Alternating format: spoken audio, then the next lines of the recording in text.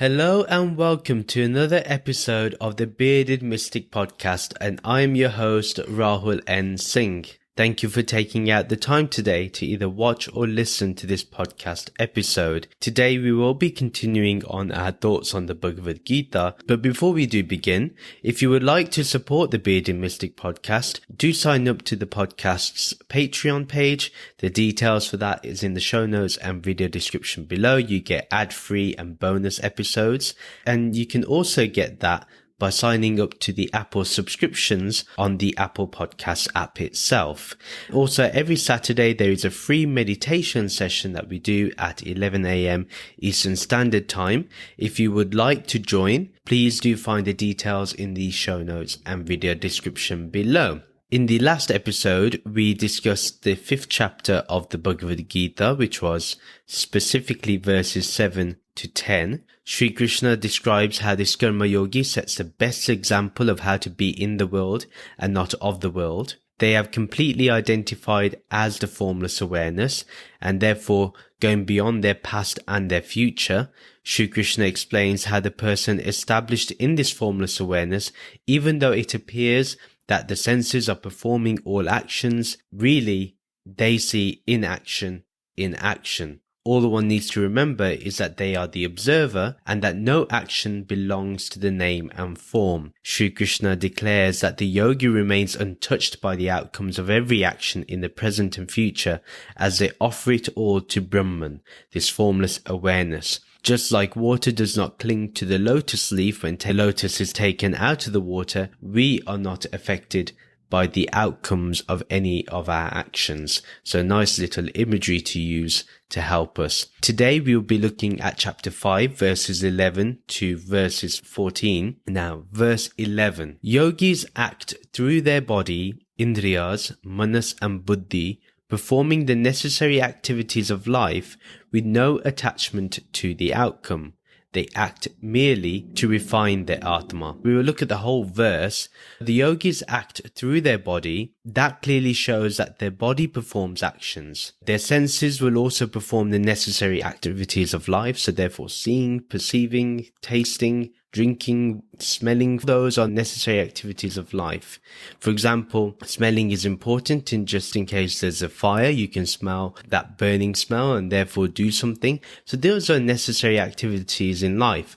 Or when you taste food before you serve it to ensure that it tastes well, that there's enough salt or spices, things like that, that there's enough flavor in there. The senses are required, or say the sense for seeing. It helps us to read or watch or hearing, to listen to this podcast, things like that. So these are necessary activities of life and the senses perform that. The manas, which is the mind, and buddhi, the intellect, they perform everyday activities regardless of how spiritual one is. The intellect guides us with the understanding of what is real and unreal, sat and asat. What we know is sat is changeless and asat is that which continuously changes. All that is required is that there should be no attachment to the outcome. This is a message that is continuously occurring, and we know that the recurring of this theme of having no attachment to the outcome is important. And that's why Sri Krishna keeps re-emphasizing this. It's not because he wants to make it repetitive. What he's doing is making sure we really understand what he's asking for. Sometimes we can claim that we don't understand something, but when something is repeated a few times and we think about it, we contemplate on it, we focus upon it, it helps us see the bigger picture and therefore actually embeds that understanding more into our mind and our intellect, therefore making it more or less easy to perform. The yogi acts so they can keep refining their mind. Remember, the Atma is already pure. It's already this formless awareness. It's already Nirgun Brahman. But this Jeev, that needs to refine its understanding to understand it's not the body and mind and it's the Atma. Now, to do that, it needs to utilize the mind. So it's the mind that has to keep refining the understanding that actually the mind is not in control and that we are not the mind, we are the Atma. And it's the mind that helps us to refine that. Another way to do this is to keep offering all your actions to Brahman. Whatever you do, offer it all to Brahman. Committing to this spiritual path doesn't have to be lonely, as one is performing all the necessary activities of life. We can be completely spiritual and be the best in all of our relationships. It's absolutely fine. A necessary activity is going out with your friends, helping the community in any way you can serve. Doing all of those things are fine. Going to the pub and meeting your friends is absolutely fine. Spirituality does not have to be lonely. You can discuss about this formless awareness anywhere you like with the people that want to talk about it. And this is why, as a podcast, we are trying to grow a community on Patreon. And even now, we have started to do one-on-one meetings where I get to be a friend and we help each other to progress in spirituality. And this is important because when we do this, we see that spirituality is embedded in life. It's not two separate things. It's one and the same. And when we do that, then there's no duality in our mind. And when there's no duality, we are in the non-dual understanding of the formless awareness. The context of the whole verse is that Sri Krishna describes how this karma yogi shows how to perform daily activities and that they are just like us. Householders can perform actions without desiring any outcome or having any attachment to either pain or pleasure. Now, even as a householder, as kids, probably our parents used to give us some pocket money if we did some chores around the house, which is absolutely fine. You expected a reward when you were a kid. That's fine. But now, it's not that you should not expect a reward. So, for example, if you perform a necessary activity like going to work and performing all the tasks that you need to do at work, yes, the natural outcome is to get paid for that. That's the understanding. But that doesn't mean that you do work to seek that reward. You do your work activities for the activities itself, rather than, I'm going to get paid, that's why I'm doing it. Or that's the only reason why I'm doing it. There's always an added aspect to it. I hope that makes it a little bit clearer for us. Verse 12, a perfected yogi gives up attachment to the results of their actions and thereby becomes balanced and tranquil, while those who are still attached to enjoying the fruit of their actions remain in bondage to their desires. We're going to look at the whole verse again. Now, first of all, Sri Krishna is saying that a perfected yogi is one who is completely immersed in the awareness of Brahman. Let's understand that as well. That perfected yogi is able to give up all attachment to the results of their actions. So what is the result of that detachment that we have? And that is being balanced and being tranquil. Now, being balanced means we can make better decisions, we are more informed, and we see the long-term and short-term implications of our actions. So we're able then to weigh our decisions on what action we want to do. We can weigh up our options when we make those choices. So that's why being balanced is more important. And also it means that there's little personal bias in our actions too. Sometimes we may commit to an action or a decision, or we make a particular choice that may not be beneficial for people who are attached to you in a particular relationship, whether that's a spouse or you're a child and your parents expect you to do something, or you as parents are expected to do something. Sometimes you make a choice which may not be beneficial for the child's happiness. Now, let me give an example. When it comes to sweets, it may be fine to offer your child sweets and candy for a bit, but eventually you're going to stop because it's going to rot the teeth. So you then have to make an informed, balanced choice to say, I'm not going to give any more candy or sweets because it's going to cause more harm. That's a balanced approach. Yeah, it may be going against the child's happiness or a temporary happiness, but in the long run, the child's happiness of having good, healthy teeth is considered. So we make better decisions when we're more balanced. We also commit to actions which will cause the least amount of harm. We've discussed this in previous episodes, and I re-emphasize now that any action we do with a balanced mind is always one that will cause the least amount of harm to ourselves and to others, both in the long term and short term. And I want to make one thing very clear. The reason why I say long-term first before short-term is because a long-term approach is better than short-term. The reason for that is with the long-term, you see with a lot more foresight, and actually you exercise the muscle of foresight as well. And then by thinking long-term, you can then easily trace it back to short-term. It's a much easier approach to do, in my opinion. Therefore, if we cause the least amount of harm, we will naturally be tranquil, meaning we're more at peace. Everyone seeks to have peace of mind or peace in their life. And this is one way of doing so when we're not attached to the outcome or to the results of our actions. If we are more peaceful and tranquil, then that naturally strengthens our balance as well within the mind. So we will not be swayed by pleasure and pain when we are making those choices to act in a certain way. Now, however, those that are still attached to enjoying the fruits of their actions will remain in bondage to their desires, is what Sri Krishna is saying. Even, I would say, this is really understood if you're constantly chasing desires, right? And you want to continuously jump from one desire to another blindly without contemplating on what the outcome of that's going to be eventually. But I would even say that this is the reality of even noble beliefs like the law of attraction or manifestation. Now, it's all good and may help someone kickstart their spiritual journey, and there's nothing wrong with that because one is asking the universe and one is seeing the universe as an infinite creative principle. Nothing wrong with that. In the beginning, that's fine. But we will transcend that eventually because that's the beginning stage. Eventually, we'll understand that when we ask for something from the universe, when we want something to be manifested, when we seek the law of attraction to get what we want, what we see is that it's keeping us bounded by desire also very subtly.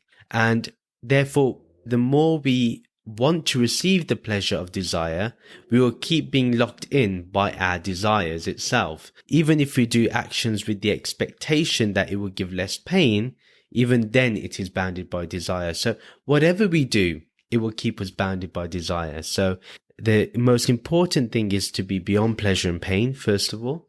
That's important. But the second thing is, yes, we may want to manifest what we want. We may want to seek the law of attraction and utilize these beliefs to help us. But when we understand that oneness with the universe or oneness with the ground of being, the shared being, is okay for the beginning. But eventually, if we really want to be one, we have to go into awareness and remain there.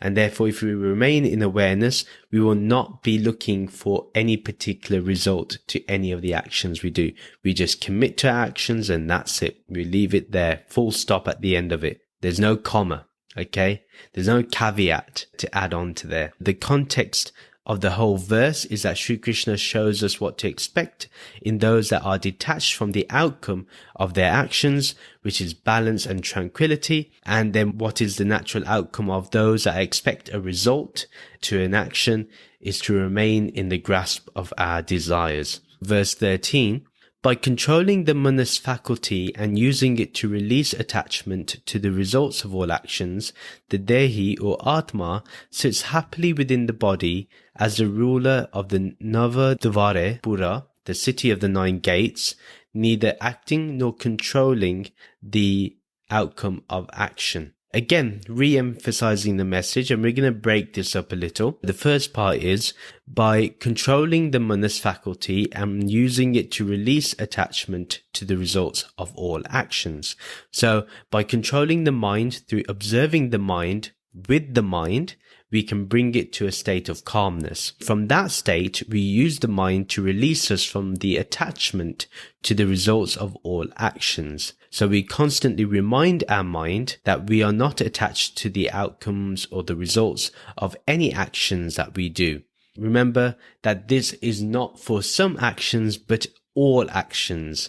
It's not that this Karma Yoga only applies to some actions. It's for every action, all actions that we do. Then the second part is the Dehi or Atma sits happily within the body as the ruler of the Navadvare Pura, the city of the 9 gates, neither acting nor controlling the outcome of action. The Atma is sitting happily within our body. The Jeev is sitting happily there. There's no conflict there. There's no fight here. It's absolutely at peace with it. There's no problem with it. Because the Jeev is Brahman itself. This Brahman is formless awareness. Formless awareness is continuously present. All we need to do is go back to it. Now the Atma is the ruler of the 9 gates, which are 2 eyes, 2 ears, 2 nostrils, 1 mouth. One is the sexual gate and the other one is the waist gate, and that makes the 9 gates altogether. Because these are called gates because all energy or sense information enters and leaves here. So that's why it's called the city of 9 gates. The Atma does not act at all and remains as a silent witness. Neither does the Atma influence an outcome of an action. The witness has no purpose in doing so. So they don't control the outcome. They're not like, oh, well, we want to seek pleasure, that's why we're going to do this. Or we're going to inflict pain, so this is what we're going to do. That's not the way this witness consciousness does things. This is not the way the formless awareness does things. The formless awareness doesn't do anything. It just remains as a silent witness. It remains without acting. It remains completely free. And that's what we need to remember is our true self, is our true nature. So the context of the whole verse is that Sri Krishna is reminding us that we are this Atma, that is a witness consciousness within, and that we can use this mind to control the mind and remind the mind itself to be free, unattached to the results of all actions. Then verse 14, the final verse for today's episode. That ruler of the city of the 9 gates through the Prabhu, the master of the temporary body, does not determine the ultimate outcome of actions occurring in the world around them. Neither do they have the power to completely compel the behavior of other beings, nor do they have final control over outcomes that arise from complex actions in the world. All final outcomes are governed by the laws of material nature. We're going to break up the verse. The first part of the verse is, that ruler of the city of 9 gates through the Prabhu, the master of the temporary body, does not determine the ultimate outcome of actions occurring in the world around them. So remember the Dehi or the Atma is the ruler of the 9 gates from the previous verse. Now this is the master of the temporary body. What we have is a temporary body. Remember in previous chapters, we've understood that when our body dies, it's merely like changing our clothes that get worn out. Remember that this body is temporary. Why? Because it's changing. It's gone from being born to a toddler, to teenage, to middle age, to old age. Basically, it's going through all these changes. It's constantly changing, therefore it's unreal. The master is that which is permanent, which is changeless, which is this witness consciousness or this Atma or this formless awareness. However, despite being the master, it does not determine the outcome of any action. It's a master that does not rule like a dictator. It's more of a passive master, more of a humble master. And that's a really cool way of understanding what the Atma is. It doesn't matter what action is done in the world around them, the Atma is not responsible for this. The reason for this line is possibly because we may wonder that if the Atma is the ruler in me, then it must be for others as well. Therefore, it's not responsible for the action of others.